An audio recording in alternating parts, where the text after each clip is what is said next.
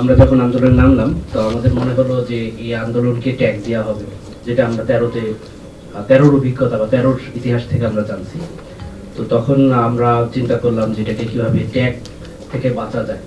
তো আন্দোলনে যারা লিডিং এ ছিল, আমাদের বর্তমান যে গণ অধিকার পরিষদের প্রধান নুরুল হক নুরু সহ হাসনাত মামুন ভাই যারা ছিলেন, তারা করলেন কি যে আচ্ছা আমরা শেখ হাসিনা আর শেখ মুজিবের ছবিটা, তাহলে এটাকে ট্যাগ দিতে পারবে না। তো ওই জায়গা থেকে হচ্ছে 18 আন্দোলনে আমি আহত হয়েছিলাম, কিন্তু এতটা সেভার ছিল না। শিক্ষার্থীদের এই যে আন্দোলনটার শুরুটা কিন্তু আসলে আমাদের চাকরি প্রার্থীদের মাধ্যমেই। তো আমি সেই জায়গাটাকে একটু ফোকাস করতে চাই। আমরা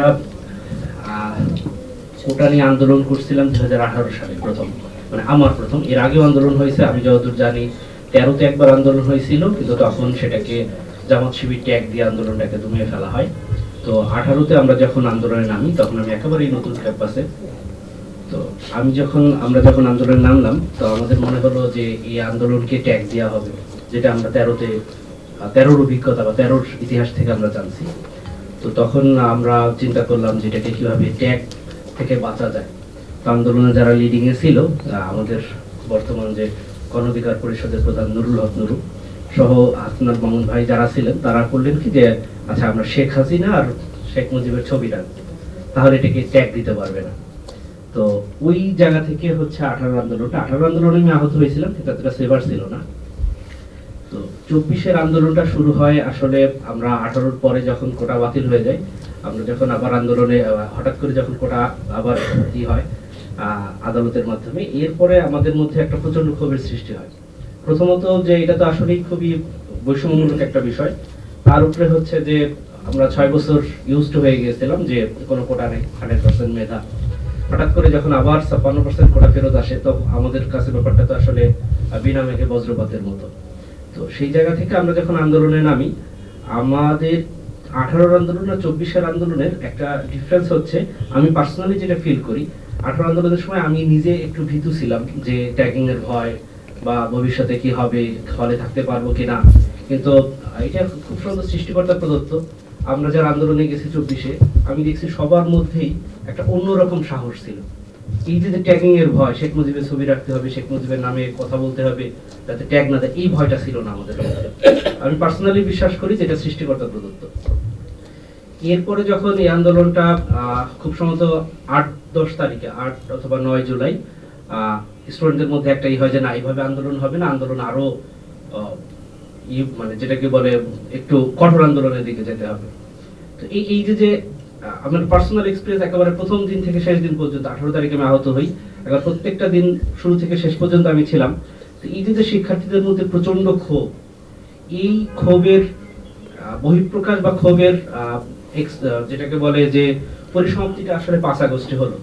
কিন্তু দেখুন, এতগুলো মানুষের জীবন যাওয়া, এত শত হাজার হাজার মানুষের আহত হওয়া, কিন্তু একটা বিষয়ে আমরা খেয়াল করলাম যে 5 আগস্টের পরবর্তীতে বিভিন্ন ধরনের সংস্কার হচ্ছে, বিভিন্ন কমিশন হচ্ছে, এই যে আমাদের চাকরি প্রত্যাশী যারা, এই চাকরি প্রত্যাশীদের যে প্রত্যাশার জায়গাটা ছিল, এই জায়গাটা আমি বলি যে বিন্দুমাত্র কোনো পরিবর্তন হয়নি, বিন্দুমাত্র পরিবর্তন হয় নাই। আমি যখন আমরা আন্দোলনে নামি, আমাদের ছিল যে কোটা সংস্কার, পরবর্তীতে সেটা সরকার পতন বা ফ্যাসিস্টের পতনের আন্দোলন। কিন্তু আমাদের চাকরি প্রার্থীদের মধ্যে যে ক্ষোভ, আমি আপনারা যদি কারো পার্সোনালি কোনো চাকরি প্রত্যাশীর সাথে বা সদ্য গ্রাজুয়েশন শেষ করছে এমন কোনো শিক্ষার্থীর সাথে আপনারা যোগাযোগ করেন, আপনারা দেখবেন যে এইখানে তাদের যে দাবি দাওয়া ছিল, এই দাবি দাওয়ার 10% পূরণ হয়নি। কিছু আইওয়াস আছে যে হ্যাঁ, চাকরির আবেদন আগে ছিল 700 টাকা, এখন 200 টাকা করা হয়েছে।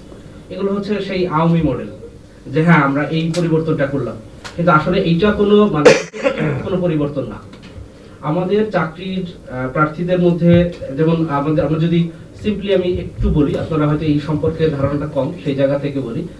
বিসিএস এ আবেদন করে 3 লাখের মতো, 3 লাখ থেকে আমাদের প্রিলিতে পাস করায় অ্যারাউন্ড 10,000, সেইখান থেকে রিটেনে দেখা যায় পাস করায় 5,000, এরপরে ক্যাডার হয় 1700, 1500। এই যে 3 লাখ থেকে 10,000 বাছাই করা হলো, এটা অবশ্যই তারা ট্যালেন্টেড। 3 লাখ থেকে 10,000 যেন তেন কথা না। সেইখান থেকে 1100 মার্কসের পরীক্ষা দিয়ে টিকতেছে 5,000। এই 5,000 থেকে 1500 নিচ্ছে, বাকি 3500 টোটালি 3 বছরে একটা, 2 বছর 3 বছর একটা জার্নি, এরপরে সে টোটালি খালি হাতে ফেরত যাচ্ছে। অথচ সেই একই চাকরিতে সেই একই ধরনের প্রশ্ন, একই ধরনের নিয়োগ সিস্টেম, আরেকটা চাকরির পরীক্ষা নেবে, সেখানে আবার এরকম আবেদন করবে 1-2 লাখ, তারা আবার ওখান থেকে 10-12 জন 15 জনকে নিবে। মানে এই যে সরকারের একটা মানে এক ধরনের প্রহসন শিক্ষার্থীদের সাথে, যে একটা বিশেষ পরীক্ষার মাধ্যমে চাইলে সরকারের বিভিন্ন সেক্টর, বলতে গেলে 90% যেটাকে বলে যে শূন্য শূন্য পদ, এগুলো পূরণ করা যায়, কিন্তু সেটা তারা করবে না। তারা বিভিন্ন ধরনের নিয়োগ পরীক্ষা দিবে। এটা আসলে যারা মন্ত্রণালয়ের কর্মকর্তা আছেন তাদের খুব সম্ভবত ইনকামের জন্য এটা করা হয়। তো এই যে চাকরি প্রত্যাশীদের একটা বিশ্বাস ছিল যে বিসিএস একটা পরিবর্তন আসবে, এবং বিসিএস এর যে নন ক্যাডার সিস্টেম, এই যে যারা ভাইবা দিল, 5,000 জন ভাইবা দিল, কিন্তু 1700-1500 এরা নিল হচ্ছে ক্যাডার, বাকি যে 3500 থাকলো তাদেরকে অন্য চাকরিতে রিক্রুট করা হবে। এই জিনিসটার একটা প্রচলন একসময় ছিল, কিন্তু পরবর্তীতে আওয়ামী সরকার লাস্ট মোমেন্টে এসে এগুলো চেঞ্জ করে। তো এই যে পরিবর্তনে 5 আগস্টের পরে শিক্ষার্থীদের একটা আকাঙ্ক্ষার জায়গা ছিল যে এই জিনিসটা পরিবর্তন হবে, শিক্ষার্থী বান্ধব বা চাকরিতে যারা মেধার ভিত্তিতে চাকরিতে ঢুকতে চায় তাদেরকে তাদের ফেভারে কোনো সংস্কার হবে। কিন্তু এই সংস্কারটা একেবারেই মানে যেটাকে বলে আউট অফ কনসার্ন সবার, একেবারে সব শ্রেণীর পেশার মানুষের, শুধুমাত্র যারা চাকরি প্রত্যাশী তাদের বাইরে কেউ এটা নিয়ে কোনো কথাও বলে না, মানে কারো কোনো সারা শব্দ নেই। এখানে একটা ব্যাপার হচ্ছে যে দেখুন, এখানে যারা কথা বলছেন তারা খুবই ভয়াবহ রকমের নির্মমতার শিকার। তো সেই জায়গা থেকে আমি এই কথাগুলো তুলে আনাটা কেমন, তারপরেও যারা চাকরি প্রত্যাশী দেখুন শুধু তারাও না, তাদের সাথে তাদের পরিবার ম্যাটার করে। একটা আমি পার্সোনালি যাদের দেখছি ঢাকা বিশ্ববিদ্যালয়ে এমন অনেক শিক্ষার্থী আছেন যার একটা চাকরি হবে, এরপরে তার ফ্যামিলি একটু সচ্ছলতার মুখ দেখবে বা একটা স্বচ্ছল জীবন যাপন করবে, এই স্বপ্ন নিয়ে হাজার হাজার পরিবার বসে আছে। তো এই জায়গাটায় কোনো ধরনের সংস্কার না হওয়া বা শিক্ষার্থীদের চাওয়া পাওয়ার কোনো প্রতিফলন না আসাটা, এটা আসলে খুবই দুঃখজনক। আমি দেখুন, আমি জুলাই আহত, আমি পার্সোনালি যতটুকু দেখছি, জুলাই যারা আহত তাদেরকে সরকার থেকে বা বিভিন্ন অর্গানাইজেশন থেকে সর্বোচ্চ রকমের সহায়তা করা বলি বা পাশে দাঁড়ানো বলি, সেটা করা হয়েছে। আমি ব্যক্তিগতভাবে এটা স্বীকার করি। তো এই জুলাইয়ের আগে যে 17 বছরে যারা নির্যাতিত তাদেরকে তারা অতটা হাইলাইটেড না, জুলাই যারা আহত তাদের মতো করি।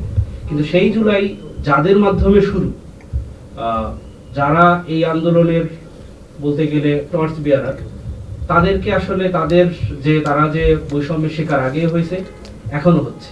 তো আমার সবার কাছে অনুরোধ থাকবে, যারা এখানে আছেন বা অধিকারের মাধ্যমে পুরো দেশের মানুষের কাছে, বিভিন্ন শ্রেণী পেশার মানুষের কাছে, যে যারা এই আন্দোলনের টর্চ বিয়ারার তাদের দিকে একটু নজর দেন। চাকরি প্রত্যাশীদের যে আকাঙ্ক্ষা ছিল সেটা যৌক্তিক, শতভাগ যৌক্তিক আকাঙ্ক্ষাগুলো সরকার যেন বিবেচনা করে।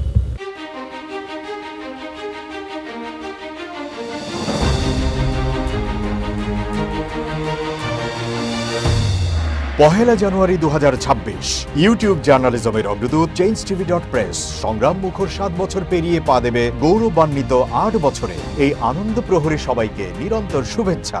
সুপ্রিয় দর্শক, এই চেঞ্জ টিভি বিগত 7 বছর ধরে খুবই গুরুত্বপূর্ণ ভূমিকা পালন করছে আমিরুল মোমিনিন মানিক।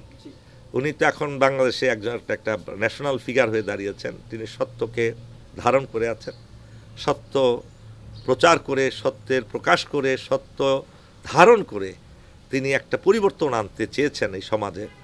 আমি আশা করি এটাতে অনেকে উদ্বুদ্ধ হয়েছেন, এবং এই চেঞ্জ টিভির ভূমিকা অন্যকে অনুসরণ করার জন্য আমি আবেদন জানাবো।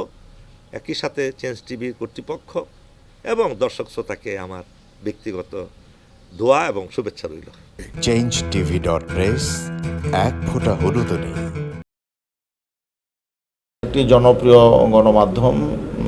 আমরা দেখেছি যে 5 আগস্টের আগেও তারা এই ফেসিবাদ বিরোধী, ওই সময়েও ফেসিবাদ বিরোধী ভূমিকা পালন করেছে এবং সাহসিকতার পরিচয় দিয়েছে। অনেক সাক্ষাৎকারটা প্রকাশ করেছে এবং অনেক প্রতিবেদন প্রকাশ করেছে। 5 আগস্টের পরে অভ্যুত্থান পরবর্তী নতুন বাংলাদেশ বিনির্মাণে চেঞ্জ টিভি আরও গঠনমূলক ভূমিকা পালন করুক, জনগণের মুখপাত্র হোক এবং নতুন বাংলাদেশ বিনির্মাণে তারা সহযোগী হোক, এই প্রত্যাশা রাখি।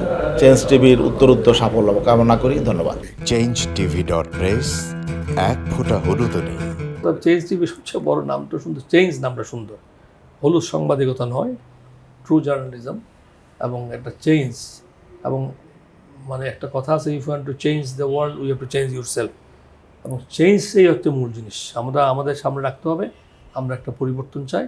চেঞ্জ টিভিতে এই সমস্ত প্রোগ্রাম দেখিয়েছে, মোস্ট অফ দ্য ক্ষেত্রে আমি দেখেছি তারা একটা নতুনত্ব নিয়ে আসছে, বিভিন্ন ইন্টারভিউ বিভিন্ন প্রোফাইল লোকদের দিয়েছে এবং একটা নতুন বাংলাদেশ তৈরি করা, একটি নতুন নেতৃত্ব তৈরি করা, একটি নতুন চিন্তা একটা ওয়ার্ল্ড তৈরি করার ব্যাপারে চেঞ্জ টিভির একটা বিরাট ভূমিকা রয়েছে।